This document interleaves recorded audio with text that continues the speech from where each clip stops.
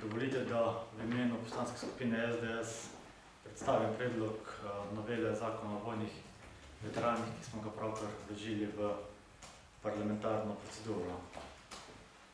Upravičenci po zakonu o vojnih veteranih so tista skupina, ki so jim bile pravice v času krize deloma odzete in do današnjega časa, kljub temu, da gre za izboljšanje javnih financ, te zadeve niso bile nazaj vrnjeni. Torej so vojni veterani ene izmed tistih zadnjih skupin, ki pričakujejo, da se jim posledice slabe finančne situacije tudi v dejanskem življenju izboljšajo. S tistim ZUJF-om leta 2012 so se zgodile 3 zadeve, ki so deloma okrnile tudi delovanje in pa predvsem življenje vojnih veteranov. Ukinila se pravica do zdraviliškega in klimatskega zdravljenja vojnih veteranov, zvišala se starostna meja za uveljavitev pravic iz 50 na 55 let in pa ukinila se pravica do dopolnilnega zdravstvenega zavarovanja za določene upravičence.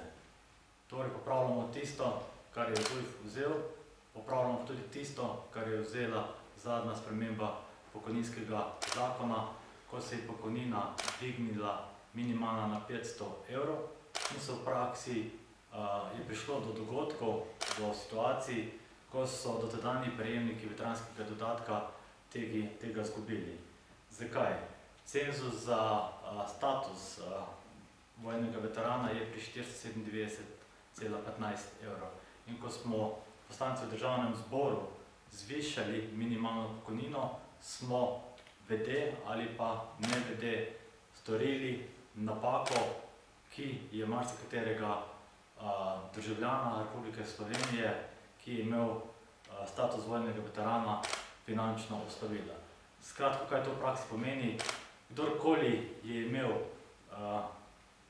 več kot 497 evrov ta cenzus za vojnega veterana, mu je ZPIZ le-to vzel.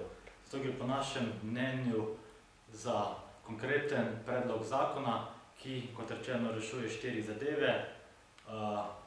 Poleg tega, da se je že nazaj vrnila plačilo premije zavarovalnega zdravstvenega zavarovanja, se jim zopet vojnim veteranom omogoča pravica do zdraviliškega in klimatskega zdravljenja, znižuje se starostna meja za pridobitev statusa vojnega veterana iz 55 na 50 let in pa nenazadnje dviguje se cenzus. Kajti, če smo dvignili minimalno pokojnino, je prav, da temu sledijo tudi vse ostale pravice, ki smo jih s tem zakonom spremenili.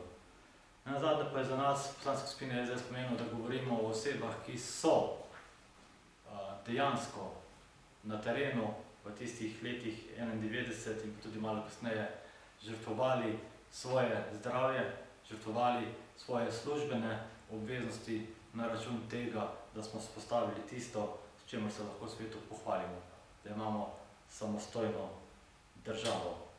In ko v današnjih dneh poslušamo strani predstavnikov vladne koalicije, predvsem ministra, kako nam gre super, je prav, da to super življenje, ki ga oni prikazujejo, da dobijo vsi nekaj od tega. In torej, vojni veterani so eni izmed tistih, ki tega lagodja, dobrega življenja še niso občutili, zato smo se tudi odločili, da predlagamo ta zakon, ki ima za državni proračun minimalne finančne posledice, ki pa so že zagotovljene v proračunu, in sicer na postavki pravice po vojni zakonodaji. Če bi bile te pravice, ki jih zopet vračamo, tako zaradi zbrisanja ZUJF-a na tem področju, kot tudi zaradi krivice, ki se je tem vojnim veteranom zgodila zaradi zvišanja minimalne pokojnine, po naših izračunih v poslanski skupini govorimo o maksimalno 7 milijonih evrih, če bi vsi 100% uveljavili vse pravice.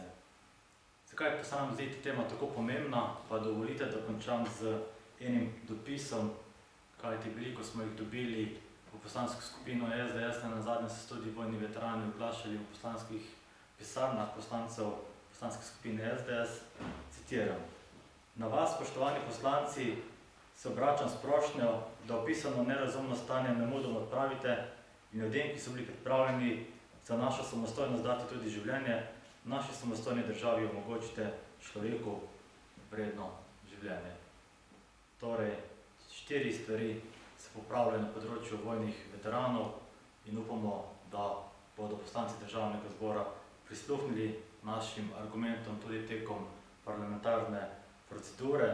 Če pa je kje kakšna stvar še odprta, smo zakon vložili po rednem postopku, torej bo več kot dovolj časa in pa možnosti, da kakšno nomotehnično zadevo tudi ustrezno dopolnimo, če bo kakšen predlog oziroma razlog za to dopolnilo. Najlepša hvala. Hvala. Vprašanje? Hvala lepa.